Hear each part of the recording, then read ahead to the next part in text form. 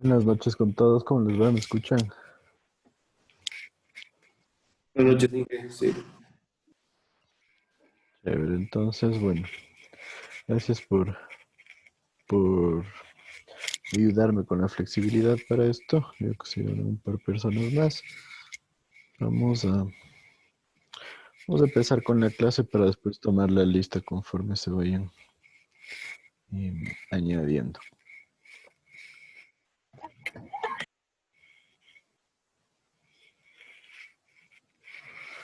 Entonces vamos a seguir, a tratar de que no sea muy larga la clase. Un poco con el ejercicio que estábamos haciendo. ¿Cómo les fue con el ejercicio?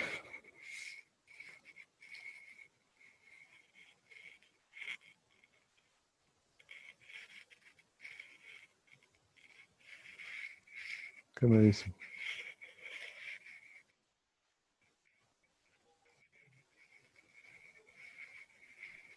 Ahí, Inge, pensándole. ¿Perdón? Ahí, Inge, dándole, pensándole. ¿Pero qué pasó? ¿Cómo les fue? ¿Qué lograron? Hicimos hasta la parte B, ¿no es cierto? O sea, hicimos hasta la parte A nomás. La parte B ya no la hicimos. Bueno, no la hicimos la parte B, entonces la parte B nos habla acerca del abatimiento del pozo de bombeo. ¿Qué hicieron ustedes para determinar el abatimiento del pozo de bombeo?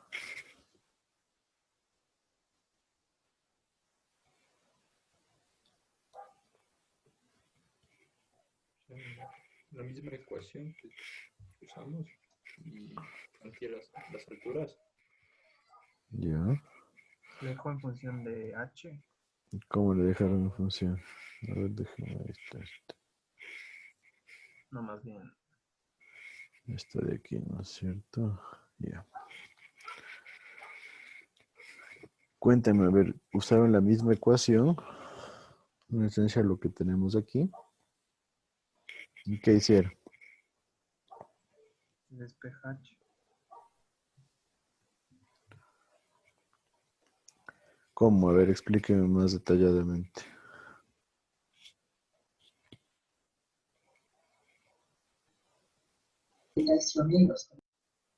¿Perdón? No, no te escuché nada.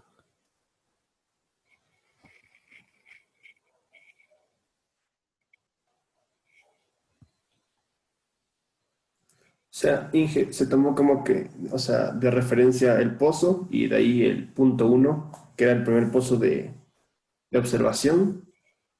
Entonces, tenemos el radio que es la mitad del diámetro del pozo y el otro radio que es la distancia desde el eje del pozo hasta donde está el primero de observación. Ya.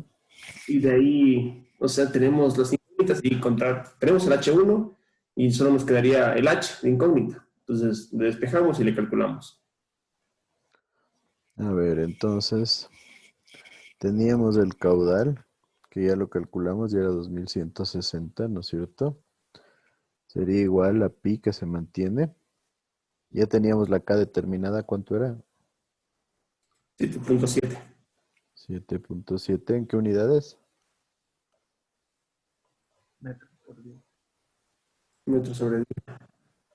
Metros por día. Por H1, ¿cuál dijiste que utilizarías como H1?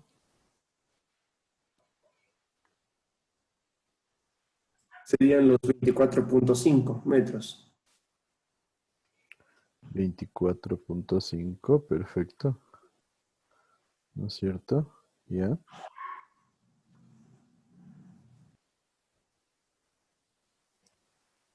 Y H2.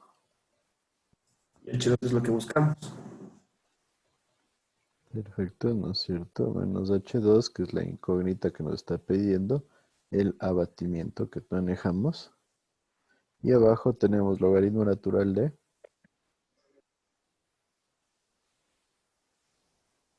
En el radio 1 que serían 20 metros. radio 1, que es cuánto? 20 metros. 20 metros sobre. la mitad del diámetro del pozo, que como es 30 pulgadas, ya pasando a metros, saldría 0,381. Sobre 0,381. Y sería las 20 pulgadas a metros.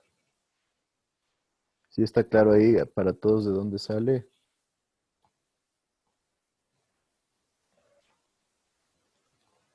¿No es cierto? Disculpe, ¿puede repetir de dónde sale el radio 2? O bueno, el radio minúsculo. El R minúscula. Sí, R minúscula viene a ser, si este es el pozo, ¿no es cierto? ¿Qué diámetro tenía el pozo? 30 pulgadas. 30 pulgadas.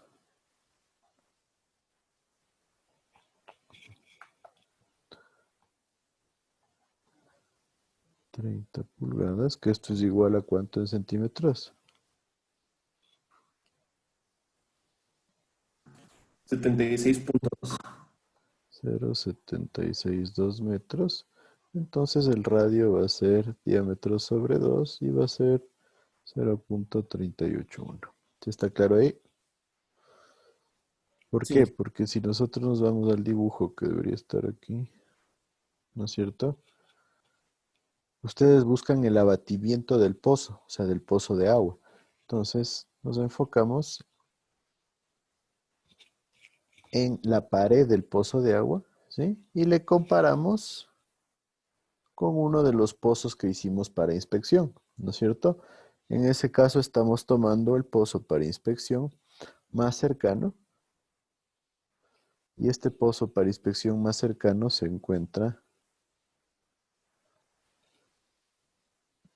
a un radio, perdón,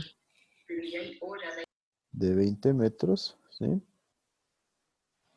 Y según los datos que nos daba, se generaba una curva de este tipo en donde el abatimiento era de 2,5 metros, ¿sí? Y como yo tenía que el ancho total era de 27 metros,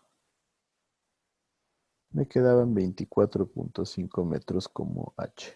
¿Está claro ahí?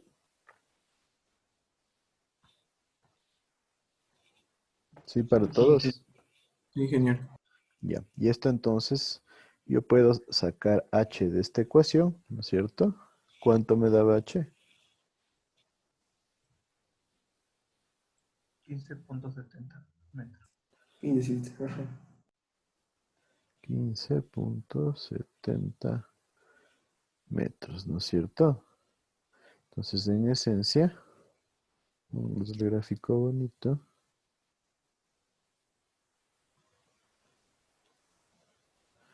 Aquí, yo tengo que en mi pozo esta altura va a ser de 15,70 metros.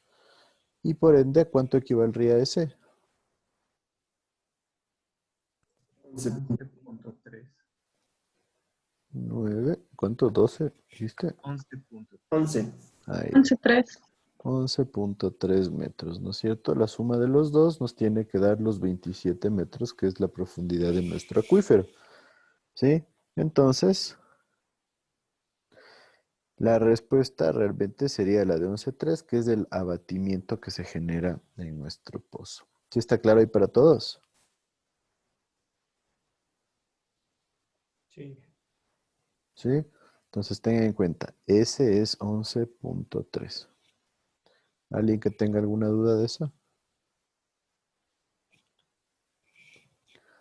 La siguiente pregunta nos dice, ¿cuál es la distancia a la que debemos perforar un segundo pozo de bombeo para que no exista interferencia? ¿Sí entendieron todo eso?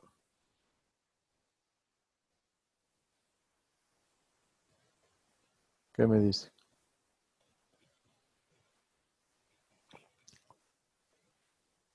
O sea, hacer como que la distancia con la que yo puedo hacer un pozo sin que el nivel freático baje, no se mantenga en cero.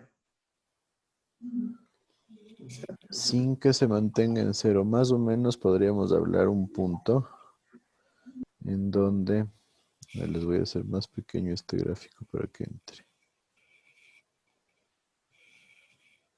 vamos a dejarle así. Sí, sí se ve, ¿no es cierto? Entonces, en esencia, lo que me está diciendo este ejercicio es dónde debería ir un pozo, ¿no es cierto? Digamos por acá. De tal forma que este abatimiento ya llegue al nivel freático, o sea que ese sea igual a cero, para que después nosotros tengamos otro abatimiento acá. O sea, este es el pozo 1, este es el pozo 2, en donde ya no se genera interferencia entre los dos. ¿Sí está más claro ahí? Hice una pregunta. Ajá. ¿Y por qué se generaría la interferencia? O sea, por lo que estoy sacando el agua y se me pueden combinar los dos. No, la interferencia es simplemente para ¿cómo se llama? El abatimiento que se genera. Porque si yo le pongo, por ejemplo, el pozo, vamos a poner con otro color, si yo le pongo el pozo por aquí, ¿qué va a pasar? El abatimiento se va a generar así. Entonces, si ven, ya le genera una afectación al abatimiento del otro pozo. Entonces, ¿qué pasa? Nosotros ya vamos a manejar caudales menores del que podríamos generar en un solo pozo. ¿Sí? Entonces ahí se genera ya una afectación. ¿Sí está más claro con eso? Sí, sí, ya lo entendí. O sea, es como que en el pozo de la izquierda ya me saldría menos agua porque me está quitando el de la derecha. Exacto. O sea, vamos a tener menos caudal de recarga para el pozo. Entonces le vamos a bajar al nivel freático aún más. ¿Sí ven el abatimiento cómo se genera? Sí, sí, ya lo Ujú. entendí. Entonces buscamos una distancia, ¿no es cierto?, a la cual yo pueda tener que no haya interferencia.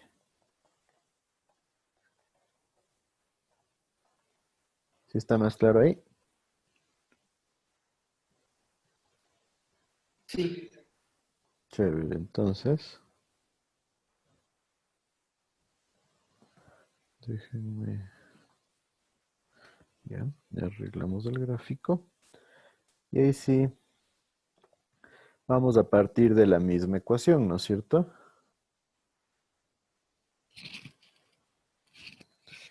Entonces, ¿qué datos debería tomar?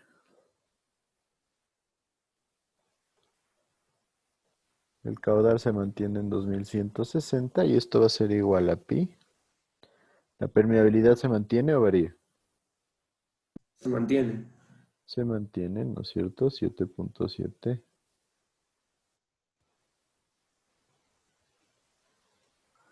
metros por día.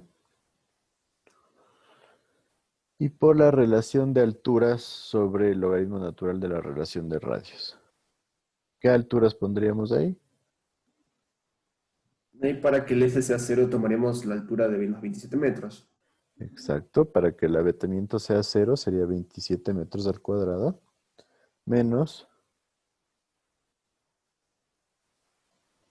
Menos, vendría siendo mi H del pozo, los 1570. la altura del pozo que equivale a 15.7 metros, ¿no es cierto? ¿Sí está claro eso para todos?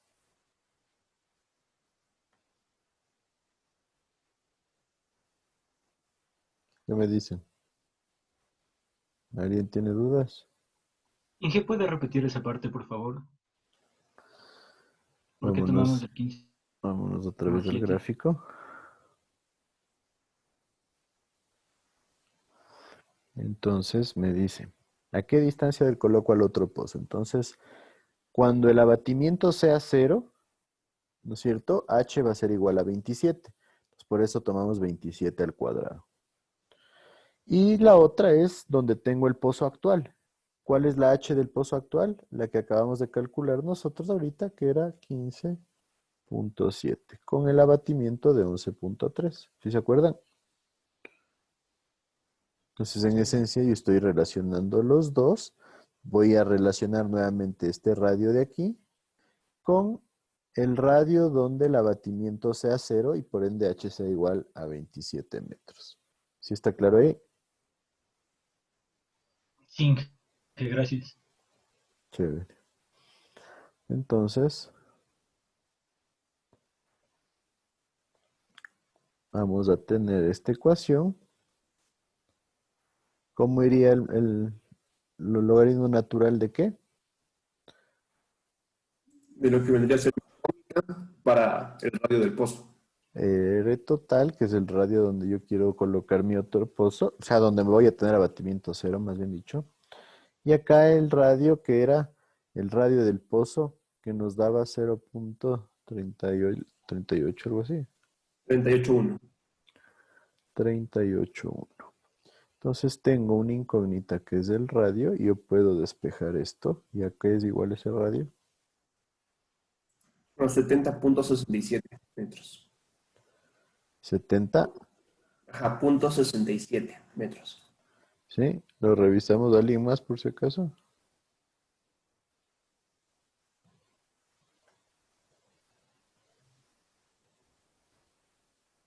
¿Cuánto dijo? 70. 70,67.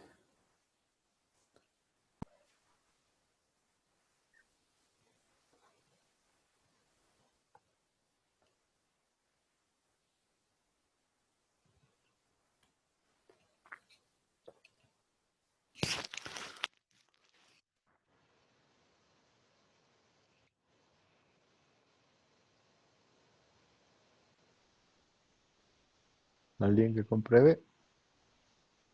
A mí me salió 84,67. ¿Alguien me dice 84,67? Podemos tener un voto dirimente.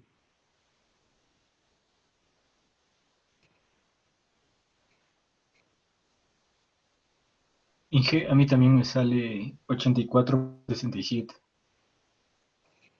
Entonces nos quedamos con el de 84. Revisen. 67, sí. Sí, Inge, a mí también me sale eso. Ya, entonces 84,67. Entonces, si yo tengo aquí mi pozo, 1, ¿no es cierto?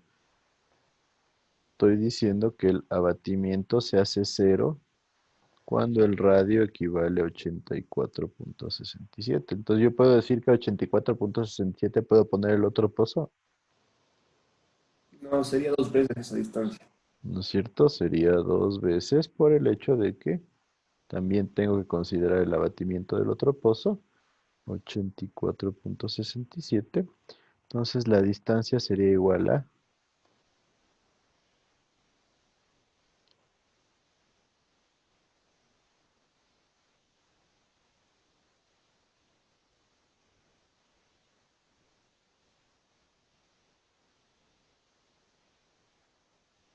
169,34.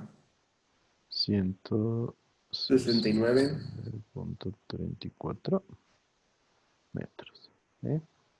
Entonces, a esa distancia yo debería colocar un pozo adicional para que no se genere ninguna afectación, ningún cruce entre los dos. ¿Sí está claro ahí?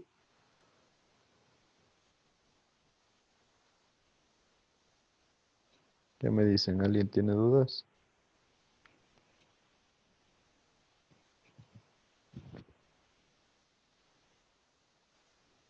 ¿Puedo borrar?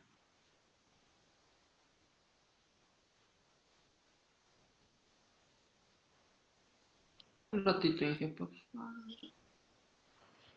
A ver, les dejo copiar. Pero avísenme. Gracias. Ya están. No. Ahí.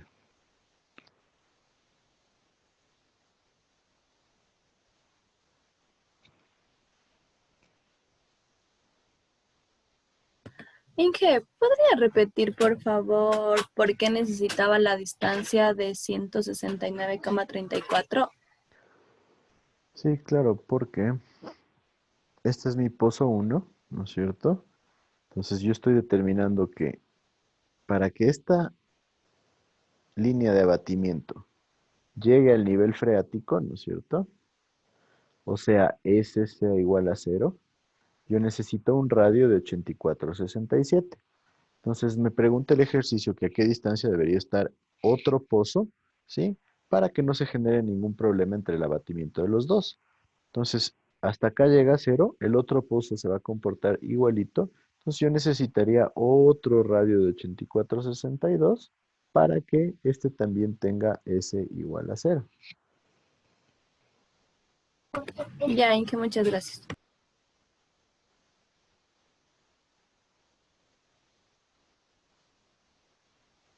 Perfecto. ¿Alguna otra duda?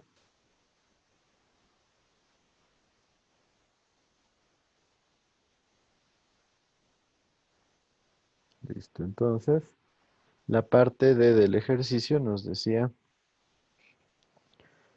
cuál es el número de Reynolds en el punto A. En el punto A es el punto donde mencionamos, sí, en las paredes del pozo.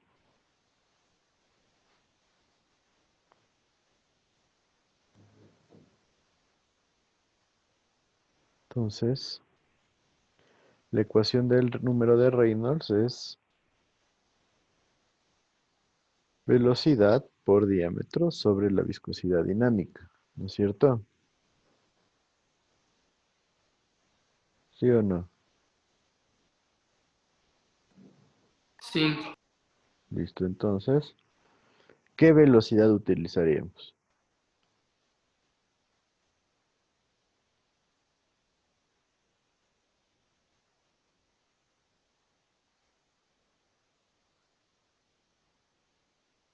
¿Qué me dice? Hace 2 segunditos que se me trabó esto.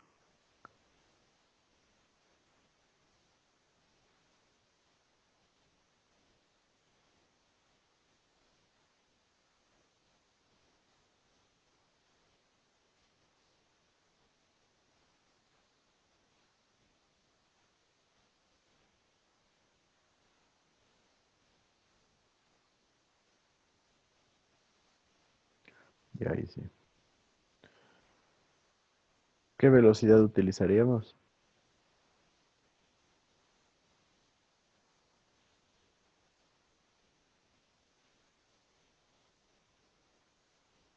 Inge, no sé si estará bien, pero yo la velocidad que era K por I. Velocidad es igual a K por E.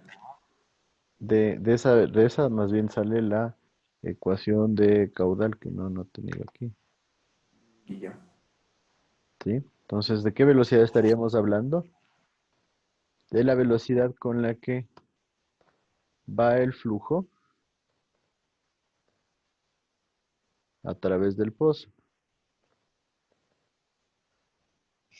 ¿Sí?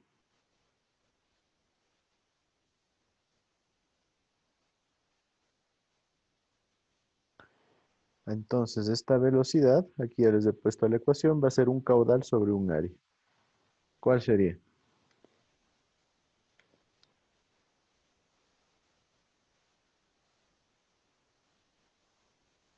¿Qué me dice?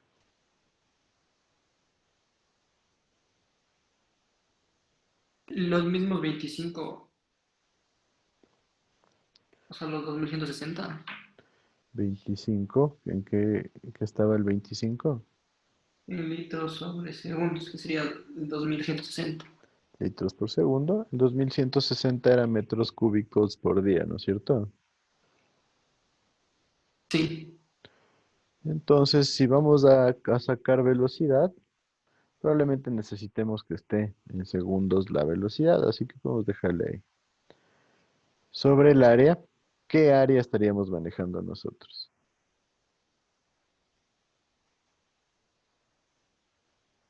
¿Cuál sería el área por donde fluye el agua a través del pozo?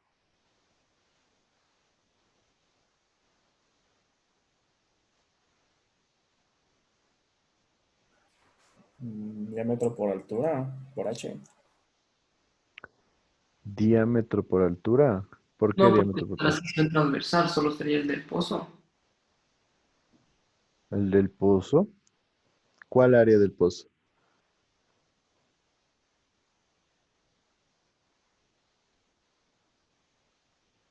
¿Qué me dice? Pi debe empezar por pi. ¿Por qué? Yo tengo un pozo de esta forma. Digamos que este es el pozo. ¿Por qué sección transversal fluye el agua hacia el pozo?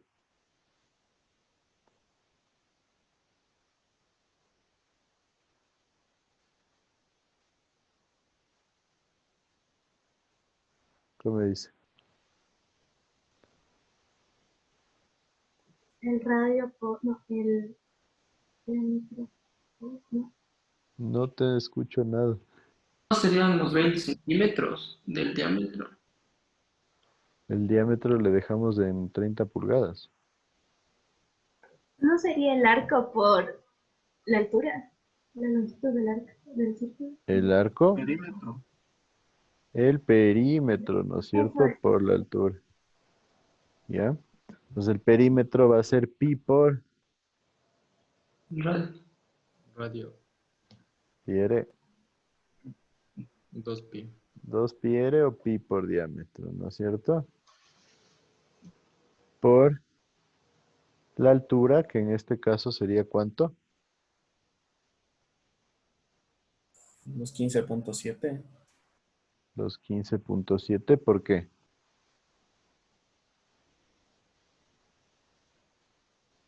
Porque a ese nivel está el agua, entonces por ahí entraría, ¿no? Exacto, esa es la altura que está cubierta de agua, entonces por ahí entra. Esto por, hay que transformarle a metros cúbicos, ¿no es cierto? 1 metro cúbico sobre 1000 litros. Entonces me queda mi velocidad en metros por segundo. ¿A cuánto va a ser igual esta velocidad?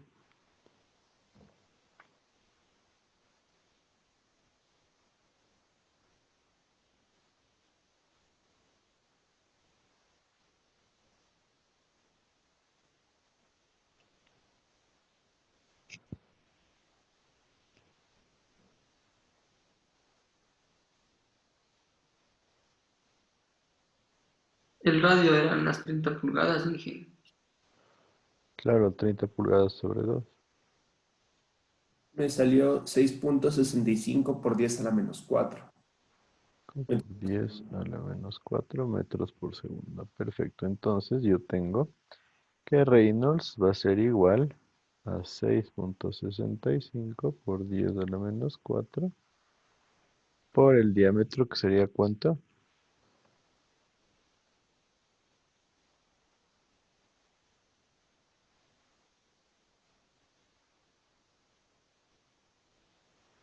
En este caso sí vamos a hablar de las partículas que tenemos.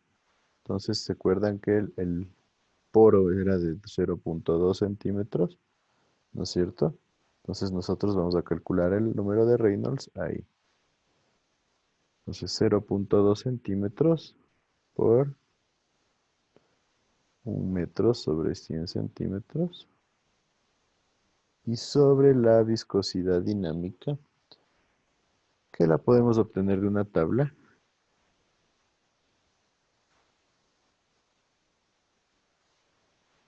¿Cuál sería el valor?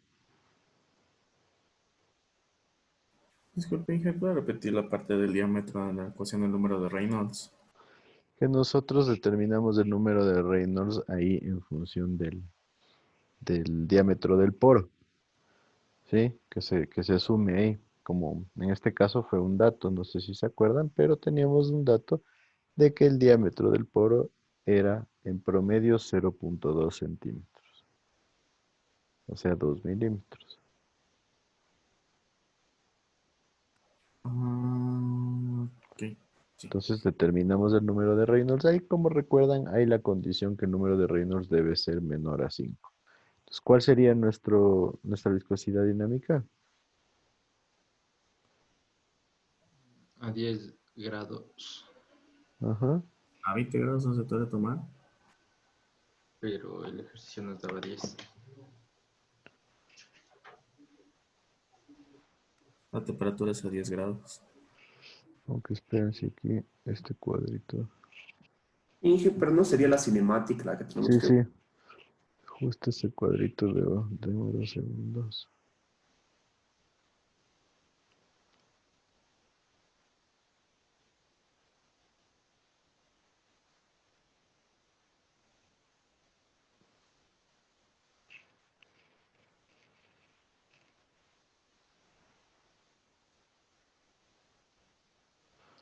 Este sí.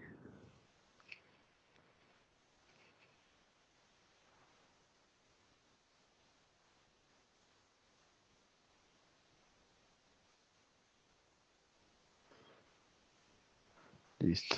Ahí sí lo ven. No sé por qué se me cambió, le cambió de cuadro. ¿Sí la ven ahí el cuadro de la viscosidad? Sí, Inge. Listo. Entonces, ¿cuál sería la viscosidad que tenemos que tomar? La viscosidad cinemática, ¿sí? ¿A qué temperatura? 10 grados. 10 20. grados centígrados, ¿no es cierto? 10, que era lo que decíamos que teníamos en el agua. ¿Y cuál tomamos?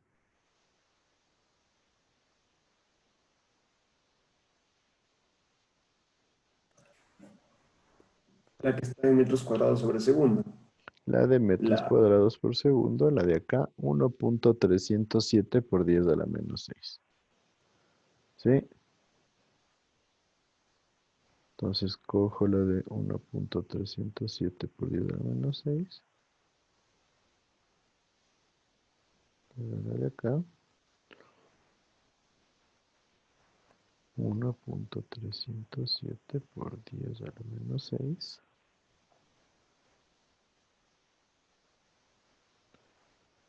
Y obtengo que el Reynolds nos da ¿cuánto? 1.018. 1.018. Yo lo comparo con 5 y digo que es menor a 5. ¿Y eso está bien o está mal? está bien. Está bien porque era el requisito que nos pediría para los pozos, porque eso significa que mantengo flujo laminar. ¿Sí está claro ahí?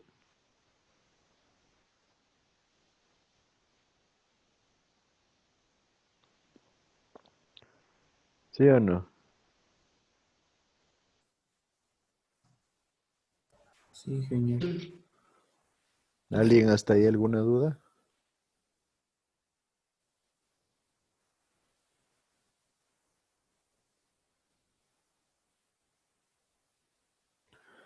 Y finalmente, la capacidad específica, la ecuación va a ser caudal sobre S. ¿Cuál sería ese valor de S? Los 11.30. ¿Por qué?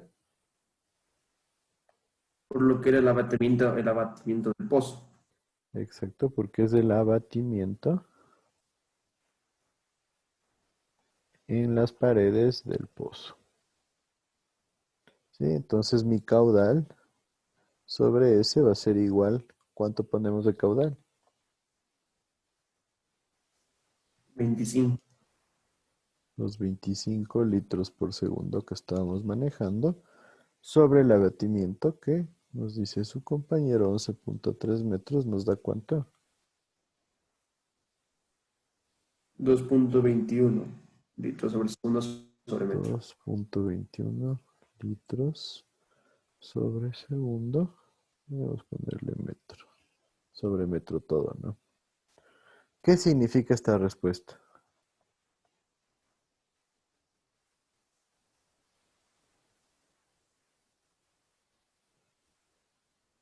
¿Qué me dice?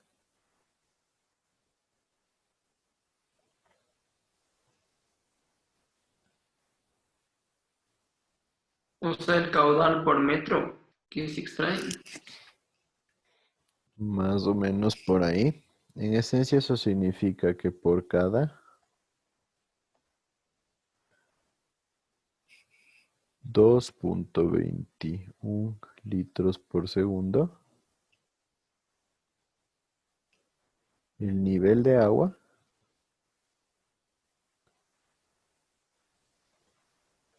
bajaría 1 metro. ¿Sí está claro? A eso se refiere la capacidad específica.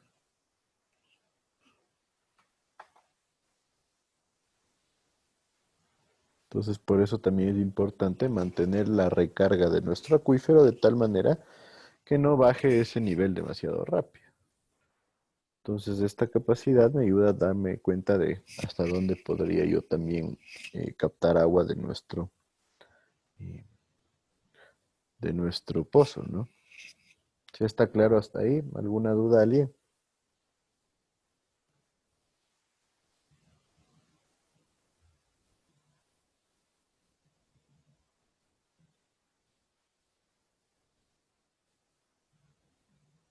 ¿Qué dicen? ¿Está claro para todos? Sí, Inge. Perfecto. Sí.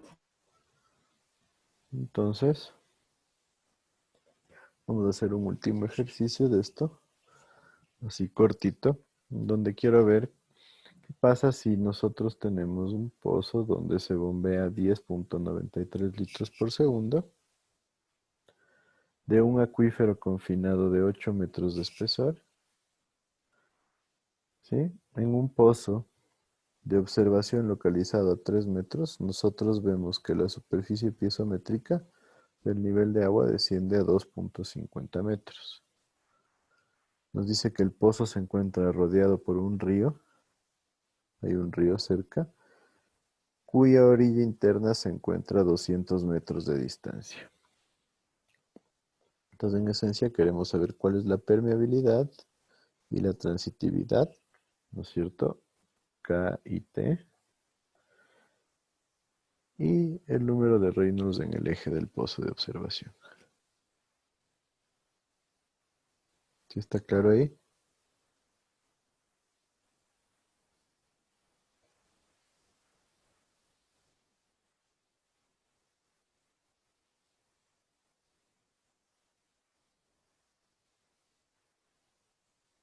Les dejo que copien.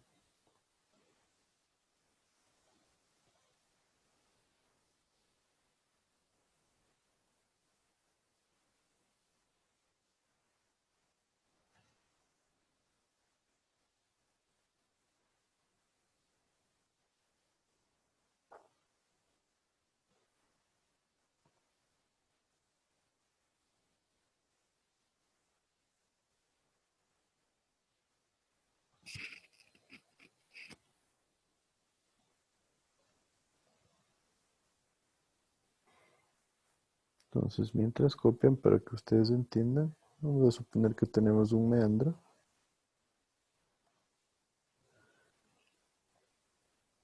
Y que nosotros tenemos el pozo a 200 metros del meandro. Entonces, si lo graficamos, el pozo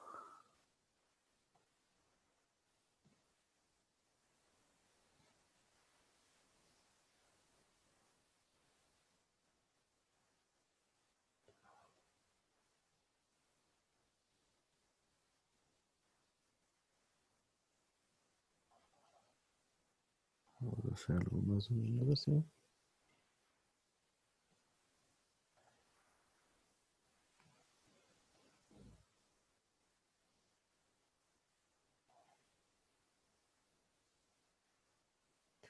Vamos a suponer que este es el nivel de agua en el meandro.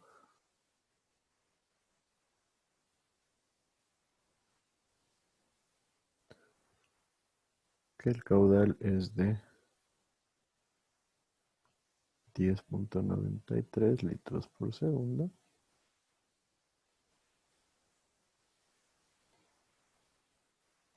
El acuífero confinado, ojo, nos habla de un acuífero confinado, entonces significa que el acuífero está entre dos capas impermeables. Y entonces el pozo llega hasta las dos capas impermeables y que estas dos capas impermeables son de 8 metros. Inge, una pregunta. La transitividad es lo que calculamos en la capacidad específica en el ejercicio anterior, ¿o no? ¿No?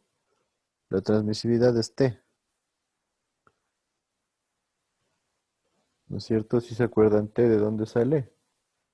T relaciona a la permeabilidad con el espesor o la altura del acuífero. ¿Sí recuerdan? O sea, en esencia, la transmisividad era la permeabilidad por el espesor del acuífero. ¿Sí? Por eso están íntimamente relacionados. La permeabilidad viene dada en metros por día y la transmisividad en metros cuadrados por día. ¿Sí está claro? Sí, sí. Gracias. Chévere. Y aquí también como dato nos dice que el diámetro medio para el número de Reynolds vamos a usar 0.30 centímetros. Ya están copiados todos.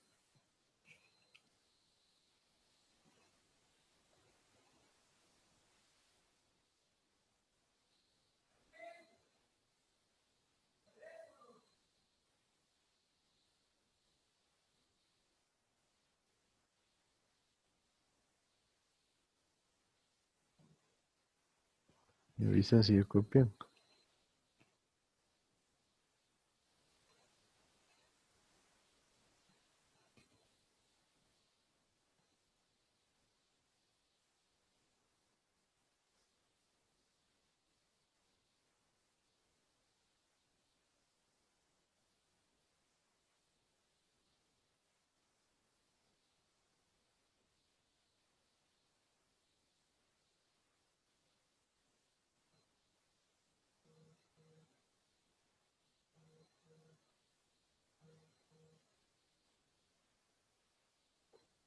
¿Listos? Sí, Inge. Entonces, ese es el gráfico que estábamos haciendo. Y tenemos la ecuación de Thiem, ¿no es cierto? Que podríamos dejarlo en función de K, que daría caudal por el logaritmo del radio 2 sobre radio 1 sobre 2pi por, en este caso el K está de más aquí, 2pi por m por la diferencia de H2 menos H1. ¿Sí? Y como decíamos, la transmisividad va a ser permeabilidad por el espesor de nuestro acuífero. ¿Sí me siguen?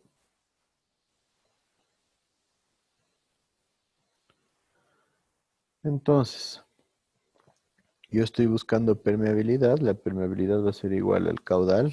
¿Cuánto era nuestro caudal?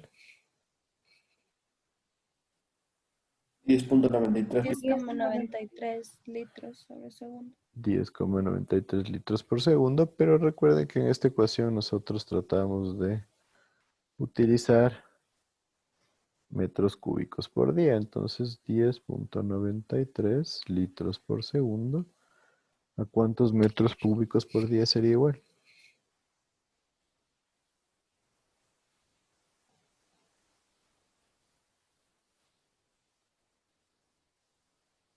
¿Sí? ¿Por qué buscamos estas unidades? Porque acá viene dada en metros por día.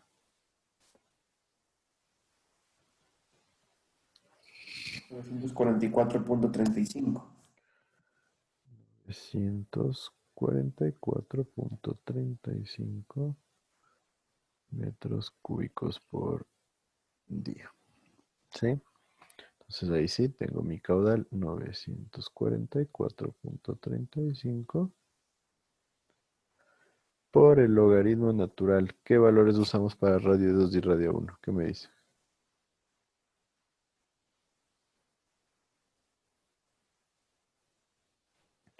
Tengo el pozo, tengo el pozo para visualizar y tengo la ubicación del río.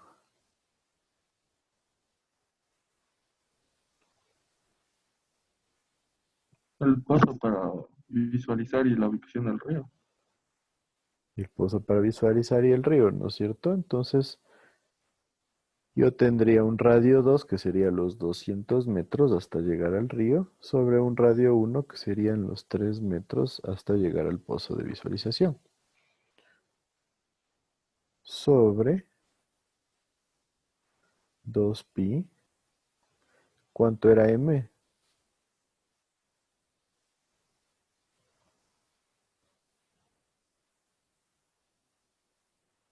¿Cuánto era m?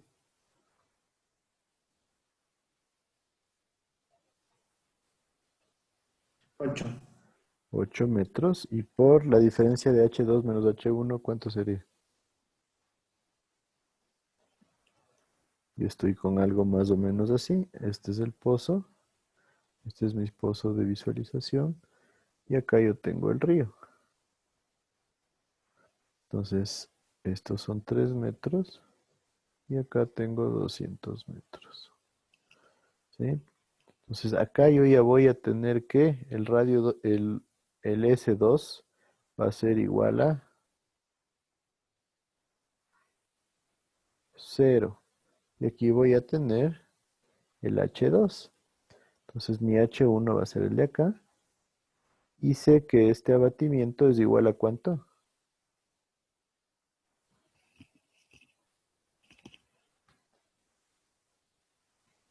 2.5 metros. 2.5 metros. Entonces yo puedo determinar que H2 menos H1 es 2.5 metros. ¿Sí está claro? ¿Y tú puedes repetir esa parte?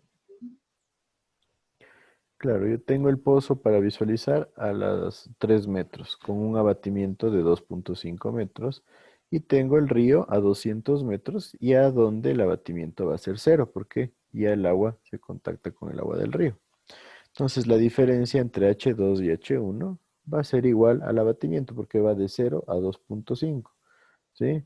Entonces, en esencia, H2 va a ser igual a la profundidad total, 8 metros, y H1 va a ser igual a 8 menos 2.5, que me da 5.5. ¿Ya? ¿Sí o no? Sí, sí, sí. Entonces, ¿a qué sería igual la permeabilidad?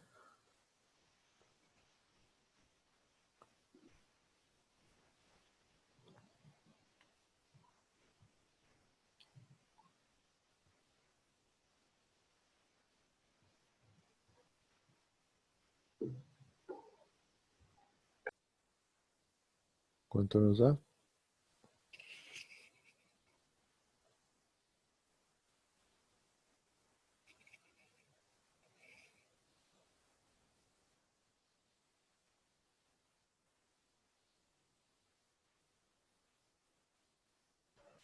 0.3116. 0.316. ¿Sí? ¿En qué unidad? Esto es metros. Sobre día. Metros, metros, metros, metros, metros por día. ¿Sí estamos ahí? Me salió 31.56. A mí Parecería más también. lógico. 31.56. Entonces ahí faltó un 100 por algún lado. 31.56 metros por día.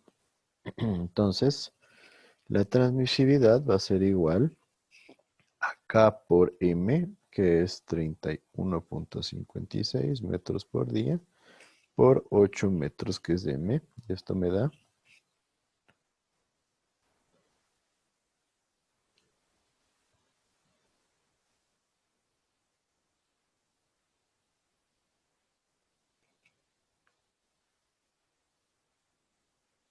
252,48. como 48 8. metros cuadrados por día, ¿no es cierto? Si me siguen todos.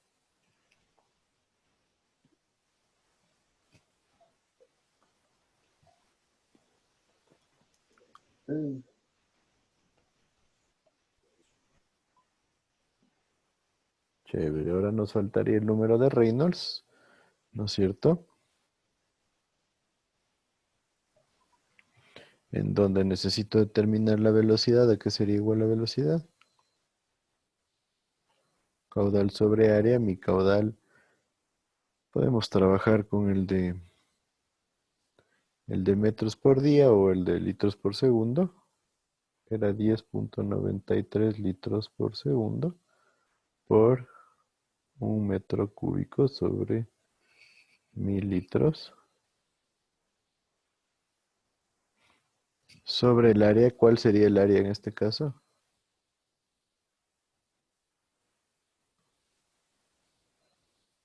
Aquí igual sería el perímetro por la altura. El perímetro por la altura, porque el pozo es cilíndrico, ¿sí?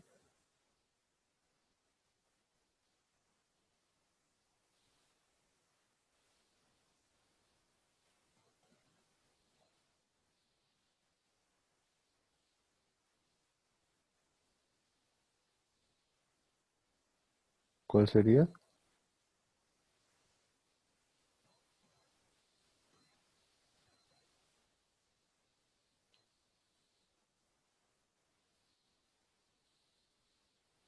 ¿Qué me dice?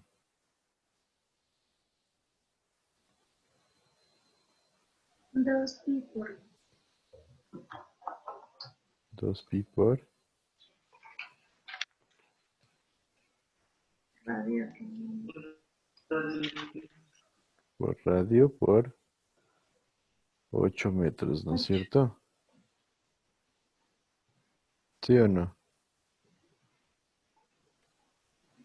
¿Cuál sería el radio?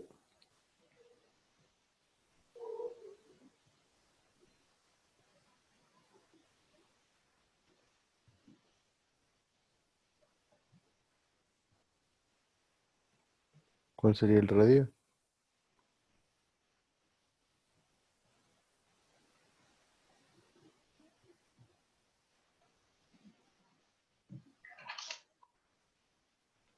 ¿Qué usamos para el radio? ¿Qué me dice?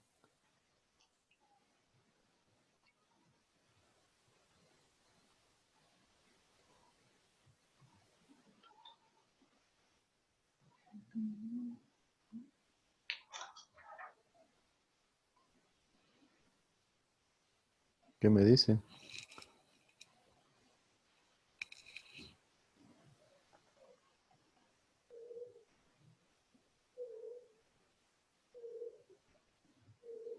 El diámetro medio, el D medio es el diámetro, no. Los 200 metros, Inge. No, No, no, ¿verdad? no. No tenemos ¿Qué diámetro. quiere el D medio? El D medio es el diámetro del poro de la partícula por donde vamos a tener el flujo de agua para determinar el número de Reynolds. Y esa es la forma.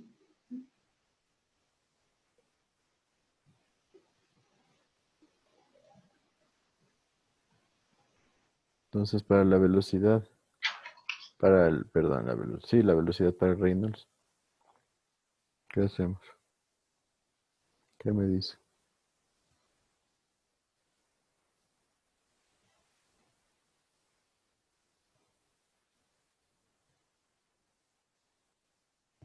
Asumiría el de medio. ¿Qué nos está pidiendo el ejercicio? El número de Reynolds en el eje del pozo de observación o visualización. ¿Sí o no? Entonces, ¿cuál sería el radio?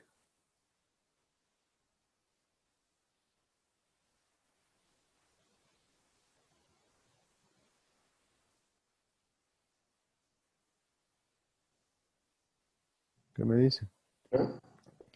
Los 3 metros hasta llegar al pozo de visualización. ¿Sí está claro?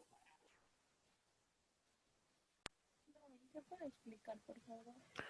Nos está pidiendo el ejercicio cuál es el número de Reynolds en el eje del pozo de observación.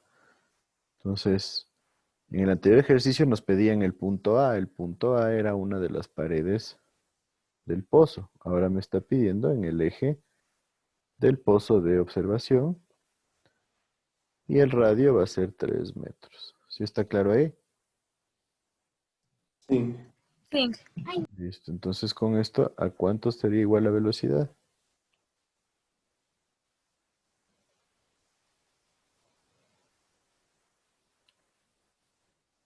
7.25 por 10 a la menos 5.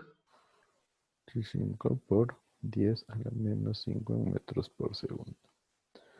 Entonces, número de Reynolds va a ser igual a la velocidad 7.25 por 10 a la menos 5 metros por segundo por el diámetro, que era ¿cuánto?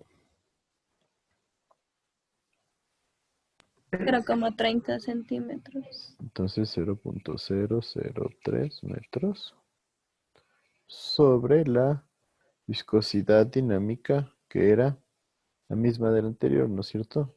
Agua 10 centímetros, me parece que era 1,307 por 10 a la La menos menos 6. 6. Ajá, perfecto. Entonces Reynolds nos da ¿cuánto?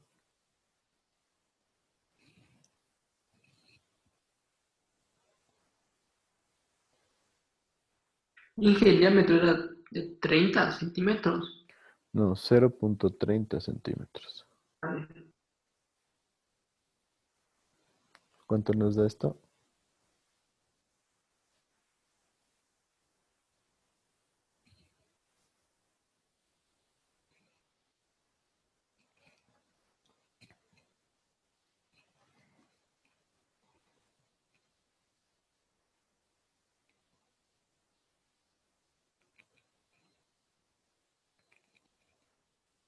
¿0.17? Sí, 0.17, perfecto, que es menor a 5, nuevamente. Tengo flujo laminar y está bien. ¿Sí? Sí. ¿Alguna duda entonces?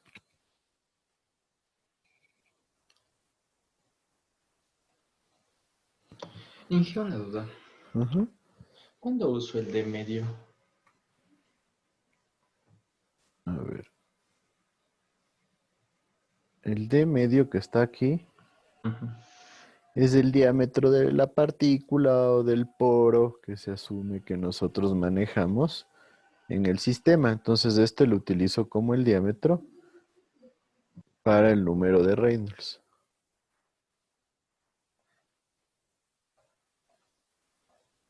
Ya. ¿Sí? Entonces este diámetro viene acá. Ya, gracias. ¿Alguna otra duda?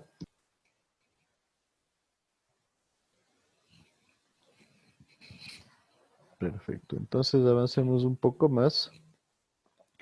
Y ahora vamos a empezar a hablar acerca de los pozos, pozos profundos, perdón. Entonces, en esencia, nosotros decimos que los pozos perforados pueden servir como un buen suministro de agua, obviamente para necesidades que no signifiquen caudales demasiado grandes. Por eso podríamos hablar de hogares, pequeñas comunidades, especialmente rurales, donde se suele utilizar eh, agua de pozo, y también para áreas urbanas. Nosotros vamos a decir que el principio de funcionamiento es bastante básico, donde lo que nosotros hacemos es perforar un agujero, ¿sí? Dentro de lo que sería una masa de agua subterránea para luego extraer el agua que se va infiltrando al pozo, ¿no es cierto? Entonces necesitamos una bomba para extraer el agua. Esta bomba puede ser accionada por la fuerza humana o es en esencia una bomba de esas que nosotros generamos un vacío para que suba el agua o una bomba mecanizada. Entonces, en esencia, es un comportamiento súper simple.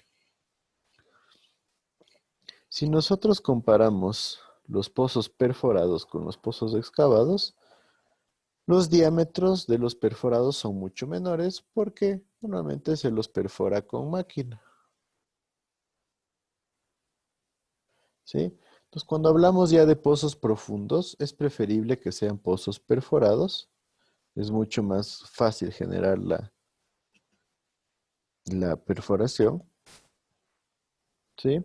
Mientras que en los pozos que hablamos como excavados, los que estábamos viendo antes, se vuelve ya, o se requiere de un entibamiento, se requiere mejorar la, la parte superior, especialmente del pozo, porque normalmente cuando ya vamos, mientras más profundo vamos en un pozo, se vuelve mucho más cohesivo el material, está mucho más duro, no se vuelve tan deleznable como en la parte superior. Entonces hay que tener cuidado. Por ejemplo, cuando quieren excavar un pozo con máquina, con una retroexcavadora, puede ser peligroso porque la retroexcavadora no perfila bonito lo que es el perímetro del pozo y eso puede generar que se produzcan, ¿cómo se llama? Que se empiece a generar grietas en la parte superior y estas grietas van a producir que se empiecen a caer ciertas secciones de materia. Entonces, eso hay que tener en cuenta al momento de excavar pozos. Cuando hablamos de estos pozos profundos, vamos a decir que como ventajas son más rápidos y más económicos de perforar, ¿no es cierto? Porque se los perfora con máquina. Es, son menos susceptibles a la contaminación. ¿Por qué? Porque se encuentran más profundos, entonces no suele haber fuentes contaminantes cerca.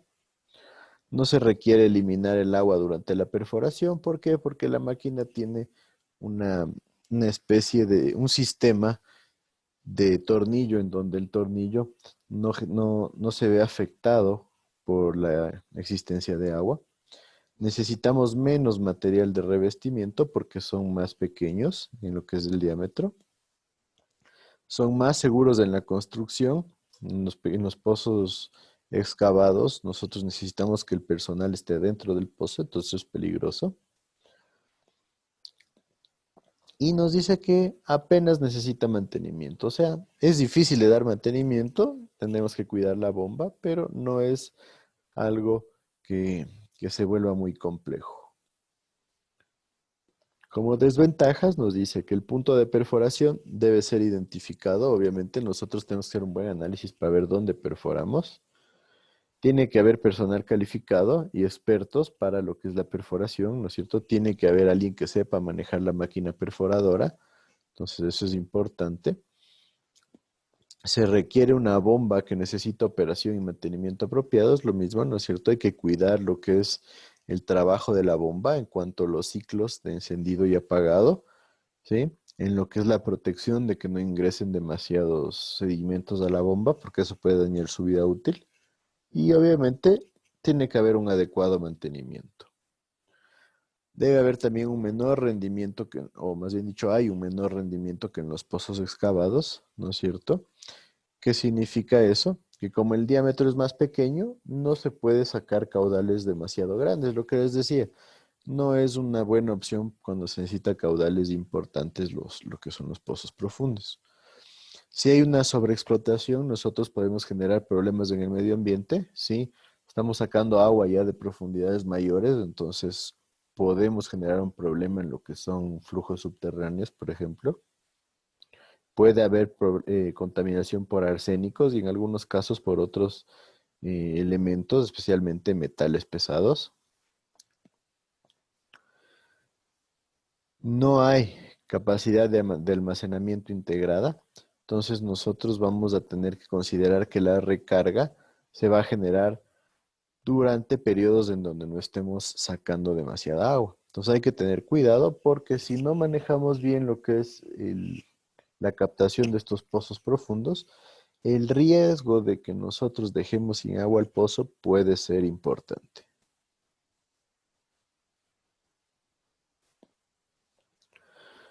Cuando nosotros estemos analizando el dimensionamiento de estos pozos profundos, vamos a considerar ciertos aspectos.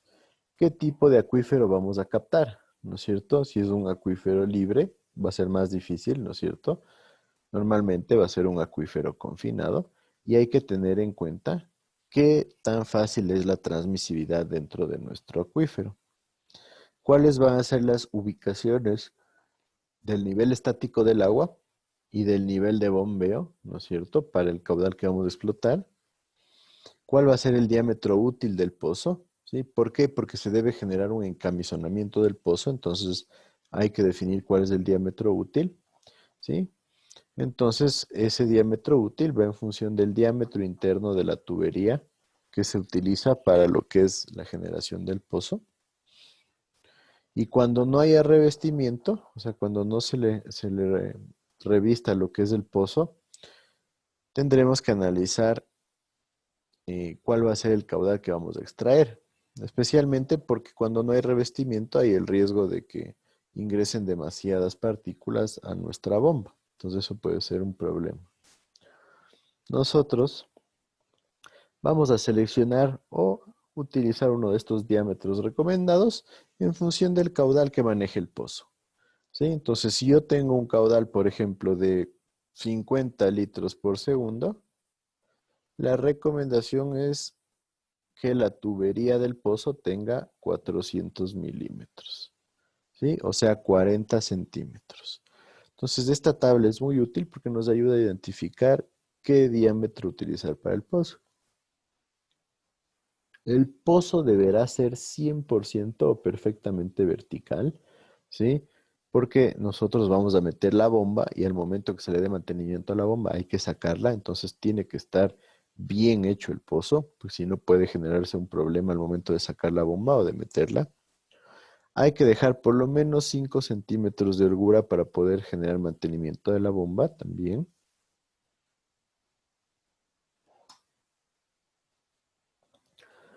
La profundidad a la que vamos a perforar nosotros fundamentalmente va a depender de las características del suelo donde estamos generando el pozo, ¿sí? Y los requerimientos del proyecto. O sea, cuánta agua necesitamos. Se recomienda que la profundidad del agua llegue, del pozo, perdón, llegue hasta el fondo del acuífero, ¿sí? Para que se tenga el mayor abatimiento. O sea, en esencia, si llegamos hasta el fondo del acuífero, nosotros vamos a tener mayor abatimiento y eso significa que vamos a poder captar mayor cantidad de agua. Nos dice que podríamos perforar 3 metros adicionales en el nivel inferior de la rejilla, ¿sí? La rejilla es una especie de camisa que se le pone al pozo, ¿sí? Y estos 3 metros adicionales nos van a servir para facilitar el anclaje del pozo y tener un espacio para la acumulación de sedimentos.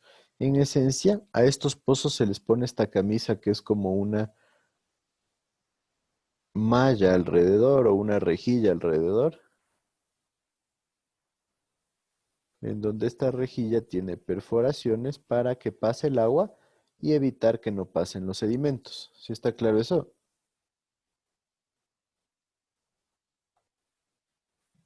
Sí. Chévere. Nos dice, cuando la perforación atraviese acuíferos en donde tengamos una calidad objetable del agua, una calidad no muy buena del agua, si nosotros queremos evitar la contaminación de otros acuíferos, deberíamos aislar el acuífero con mala calidad, encamisándolo o generando un sellamiento impermeable. Entonces, en esencia, si consideran que su acuífero no tiene buena calidad, es preferible sellarlo para evitar que contamine acuíferos anexos o acuíferos que se encuentren cerca.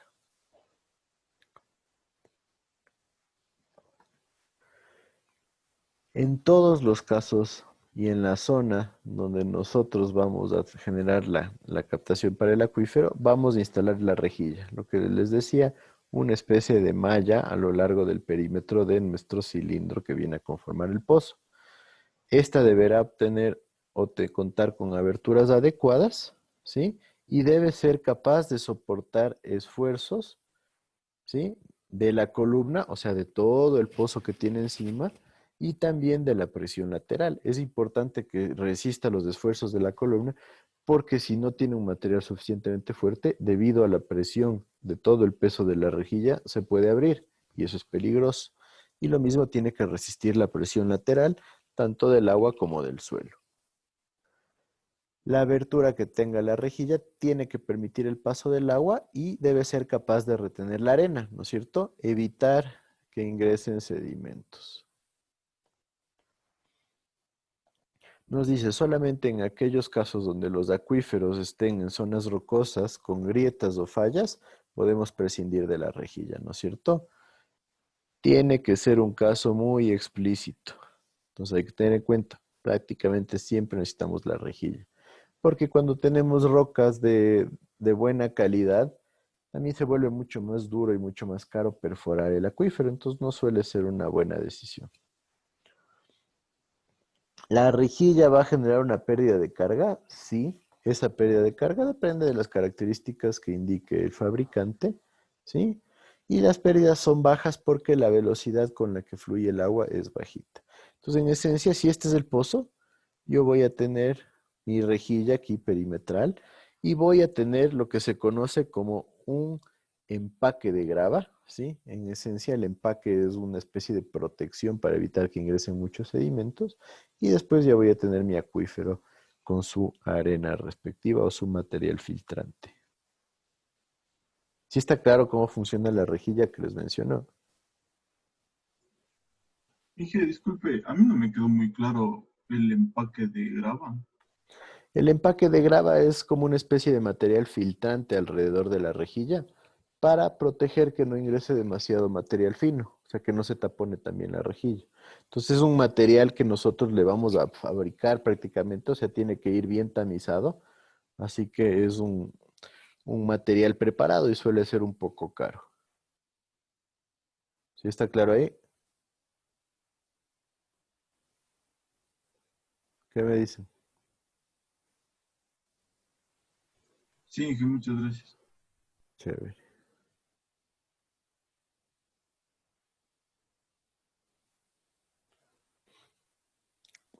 Entonces nos dice, ¿el empaque de grava qué es? Simplemente es una cobertura para la rejilla, ¿no es cierto? Cubre la zona de la rejilla en los siguientes casos. Cuando tenemos acuíferos de arena fina, donde puede haber mucha filtración de este material, ¿sí? Porque vamos a requerir una abertura de la ranura de la rejilla que sea menor a los 0.025 centímetros. Tengan en cuenta que son aberturas súper bajitas. Tenemos realmente ya un tamiz ahí. Cuando tenemos acuíferos confinados gruesos y homogéneos, areniscas pobremente cementadas, cuando se generan formaciones laminadas, ¿sí?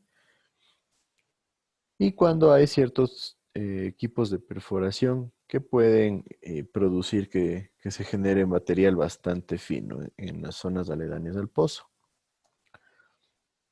Cuando nosotros incluimos este empaque de grava, lo que vamos a escoger es una grava que retenga todo el material de la formación del estrato más fino. En esencia, buscamos el material más fino y esta grava va a funcionar como un filtro, ¿sí? Para retener este material fino y luego de analizar este filtro o este empaque de grava, escogemos la abertura de la ranura para que retenga el 90% de la grava, ¿sí? Entonces, en esencia, la rejilla y el empaque de grava son filtros para evitar que ingresen finos a nuestro pozo. ¿Sí está más claro ahí? Sí, Inge, disculpe una pregunta. Ujú. ¿También saben colocar en la parte de abajo, saben colocar más o menos unos 30, 40 centímetros también de, bueno, piedra triturada se sabe colocar en el fondo? También dicen que es para... Sí, normalmente también al fondo se le coloca. Ahí primero se genera un espacio para que los finos que entran se puedan ir sedimentando, ¿no es cierto? Entonces es preferible que tengamos un material tipo grava en la zona del fondo de tal manera que se empiecen a sentar los sedimentos y también para proteger la base de nuestro pozo. Entonces sí, perfecto, es un, un acondicionamiento que también se suele hacer. También nos dice que el material del empaque de grava tiene que tener un coeficiente de uniformidad menor o igual a 2.5. ¿Qué significa eso? Que el diámetro 60, o sea, el diámetro que filtra el 60% de las partículas sobre el diámetro 10 va a ser menor o igual a 2.5, ¿sí? Y nos recomienda que esté constituido por grava limpia, redondeada y lisa, con no más del 5% de material calcáreo. Entonces, como ven, existen considerables exigencias para definir lo que es este empaque. Entonces, normalmente este empaque se lo fabrica en laboratorio, más bien dicho, se lo fabrica con métodos de tamizaje para mantener una buena calidad. Entonces, eso sí suele generar un encarecimiento de lo que es el prozo.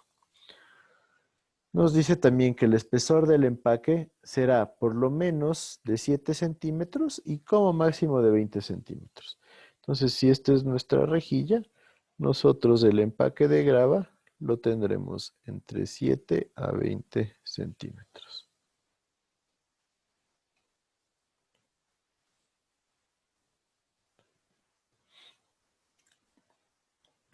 Nos dice, si es que nosotros manejamos el 40% de material retenido en el acuífero, ¿sí? Esto, a ver, el 40% del material que se retiene en el acuífero es mayor a 25, nosotros no vamos a requerir un empaque. Entonces esto normalmente no pasa, ¿sí? Entonces nosotros vamos a determinar en esencia que en la gran mayoría de casos nosotros vamos a necesitar esta rejilla. Entonces es importante considerar que podríamos tomarlo como un elemento casi necesario dentro de nuestro pozo. Además de que nos sirve para proteger de manera importante que no se genere ingreso de sedimentos, lo que puede generar un problema en la bomba especialmente. También nosotros debemos determinar la apertura de nuestra rejilla, ¿sí? En función del tamaño del material del acuífero. Entonces es importante hacer un buen análisis del material presente. Y nos dice que podemos considerar que el material es fino o uniforme cuando el tamaño de la abertura por donde pasa donde se retiene el 70% del material en el empaque es igual al tamaño de la abertura número 4, donde se retiene el 70% del material del acuífero. Entonces, una relación que hay que hacerla en el laboratorio. Y nuevamente eso también genera un encarecimiento del diseño de nuestro pozo. Nosotros podemos considerar que tenemos un material grueso no uniforme. Sí, nuevamente comprobamos el tamaño de la abertura que retiene el 70% del empaque es igual al tamaño de la abertura 6, ¿sí? Para retener el 70% del material del acuífero. Entonces ahí nos vamos en función de los tamaños de los tamices y como les digo, esto genera un encarecimiento en lo que es los estudios para generar el pozo. Entonces normalmente nosotros tenemos una curva de material retenido sobre la abertura y nos vamos a enfocar en la del 70% para determinar la abertura del acuífero y el empaque de grava. Entonces, nos dice que para una arena media vamos a tener una abertura 5, para una arena fina una abertura 4 y para una arena gruesa una abertura 6. Entonces, de esa forma se genera una diferenciación entre arena fina con tamaños entre 0.06 milímetros hasta 0.25 milímetros, arena media entre 0.25 hasta 0.8 milímetros y arena gruesa entre 0.8 milímetros hasta 2 milímetros. Entonces, como les decía, el material de empaque deberá ser preparado en el laboratorio. Ahora, en función de la rejilla, nos dice que las aberturas de la rejilla o de las ranuras de la rejilla se tienen que determinar en función del análisis granulométrico, obviamente, hecho en el laboratorio. Tenemos que buscar que preferiblemente sean capas homogéneas de arena firme uniforme. Y nos dice que la apertura o la abertura de la rejilla se seleccionará como el tamaño que retenga el 40 a 50% del material retenido. Entonces, esta es una recomendación para poder definir cuál va a ser el tamaño de las aberturas dentro de nuestra rejilla.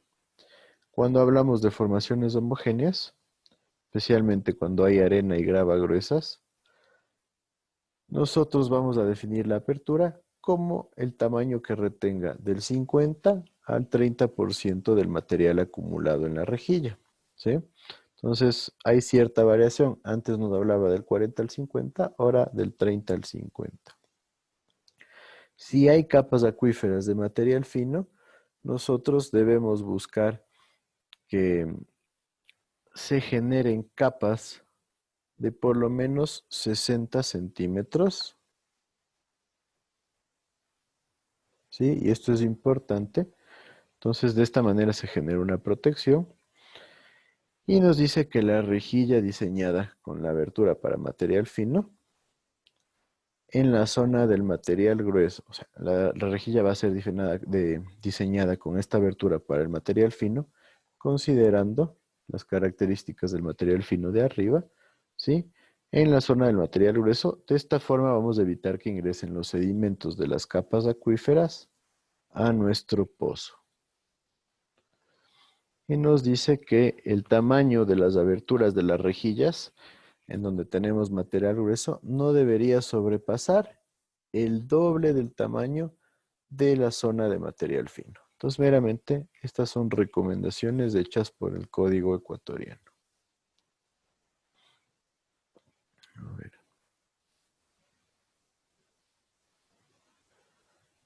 Bueno, creo que para no seguir con más teoría podemos quedar hasta ahí, porque ya vienen algunas características de la rejilla que prefiero verlas en la siguiente clase. ¿Hasta ahí alguna duda? La última parte sí es toda la teoría correspondiente a las exigencias del ANEC dentro del diseño de pozos, así que sí es un poco tedioso. ¿Qué me dicen? ¿Alguien tiene alguna duda? Inge, disculpe una pregunta. Y, por ejemplo, ¿dónde? O sea, ya quiero comprar, digamos, una rejilla. ¿Dónde se consigue la medida necesaria? ¿O cómo se consigue? Normalmente no es tan a la medida necesaria porque dependemos primero de las características de la perforadora, ¿sí? Entonces, nosotros, primer caso, vamos a ver qué perforadora conseguimos. Después, también del diámetro comercial que se maneje para las rejillas. Entonces, en esencia, nosotros debemos ir a un fabricante.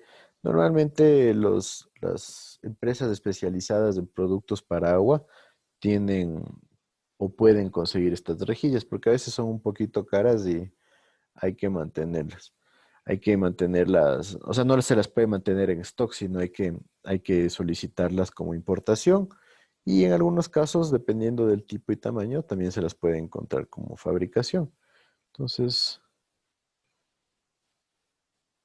déjeme ver, yo tenía una foto por aquí.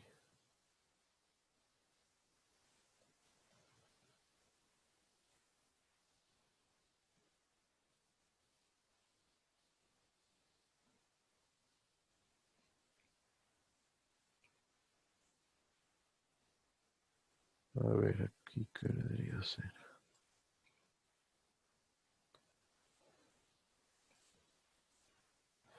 Si ven, entonces en esencia, podemos tener varias formas de las rejillas, más o menos así. Entonces eso depende del fabricante.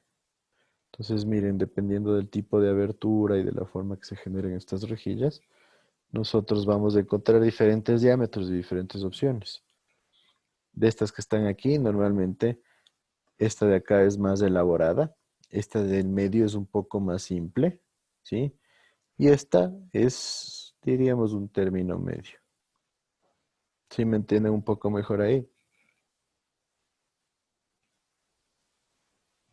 Sí. Entonces, como ven, la de la derecha es más elaborada porque tiene ya realmente como rejas para impedir el ingreso de sedimentos, pero la del medio simplemente es como un latón perforado, ¿sí? Entonces, un latón dado forma y generado las perforaciones lineales. Entonces, esos son los tipos más comunes de rejilla que se van a encontrar. ¿Hay alguna otra duda?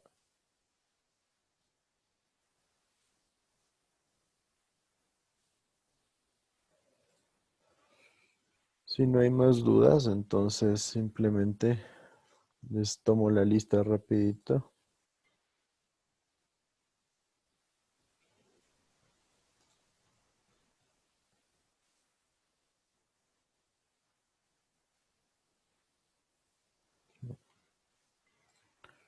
A ver, no les puedo tomar la lista esta mañana, pero a ver, uno,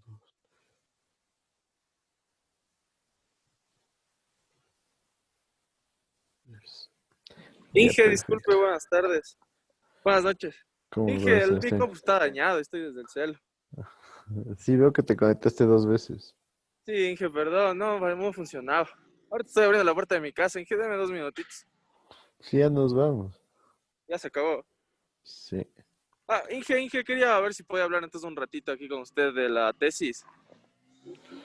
pero 2 minutos literal. Listo, Ya, Inge, sí, entonces, rapidito. Lo que pasa es que no logramos hacer eso del ya, EMAP, dame porque dos hubo no segundos. Sí, gerencia. espérate un ratito.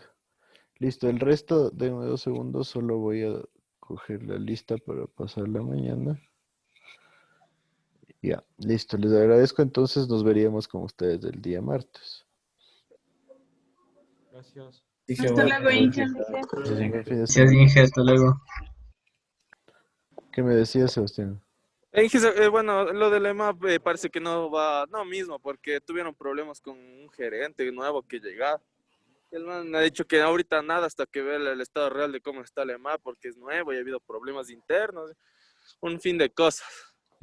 Claro, o sea, bueno, siempre son complicados los dilemas. Bueno, Inge, pero la cosa es que nosotros, bueno, con los contactos ahí de mi papá y papá que son ingenieros, escribimos a 7 GATS. Nosotros ya hablamos indirectamente, o sea, ya hablamos con las personas, con los alcaldes, y nos dijeron que de una, pero que les mandemos una carta especificando qué es el tema y el alcance. ¿Ya? Entonces dije, no sé si le puedo mandar al correo esa carta, Inge, para que le vean. Pero, bueno, pero igual tienes que ver que incluya todo lo que te necesito, todo lo que te podrían pedir, ¿no? Claro, sí, Inge, la verdad son 6 aspectos del son 6 aspectos del alcance. Ahí tiene que ver el diseño, bueno, repotencialización del diseño, todo lo que tiene que ver con el APU, con el BAE, o sea, todo eso queremos tomar en cuenta, Inge. Ya. Bueno, entonces hazla, me envías, analízale bien toda la información que vas a necesitar y lo que necesitas que ellos te den, ¿no? Ya, chévere, Inge. Inge, otra pregunta, Inge. Bueno, en ese caso no habría problema igual que vamos en pareja, no sé si nos pueden hacer problema, porque igual es un alcance bastante grande, es un diseño completo, como que fuera una obra que se sube al portal. Pero habría que ahí sí ver realmente hasta qué parte pueden cubrir sin problema ustedes, ¿no? Ya, chévere. Entonces, Inge, le mando la carta y ahí Ya. le mando el otro de los GATS que mandamos. Igual me dijeron que hasta máximo el sábado me van a dar una respuesta, todos. Pero hay un problema, sino que en el titulación nos piden que ya definamos el tema aprobado por nuestros tutores. Ya, yo te diría ahí también conversa para ver si te pueden aprobar, ¿no? Porque ahí ya depende del consejo, si te prueben. O sea, no, o sea, ahorita es la aprobación de usted, como decir, sí me parece viable y ya. O sea, porque me dijeron que esto es de mi tutor de tesis, que sería usted. Si es que es viable, ya déjame ver cómo está el alcance, pero te digo lo que es para que sea para 2 personas y tienen que conversar, yo les diría, para evitar que... Sí, no da. O sea, nosotros ya habíamos hablado con eso LEMAP, entonces nos dijeron que no había ningún problema. Pero ahorita, Inge, ya le mando esa carta porque ahí está escrito el alcance y más o menos cuáles serían los 2 frentes en los que podríamos hacerle. Bueno, ya no habría Ya, problema. chévere, gracias, Inge. Listo, entonces, Sebastián. Ya, ¿qué pasó, Inge? Hasta luego ya le mando WhatsApp, entonces, gracias, Inge. Ya, chévere. Ya.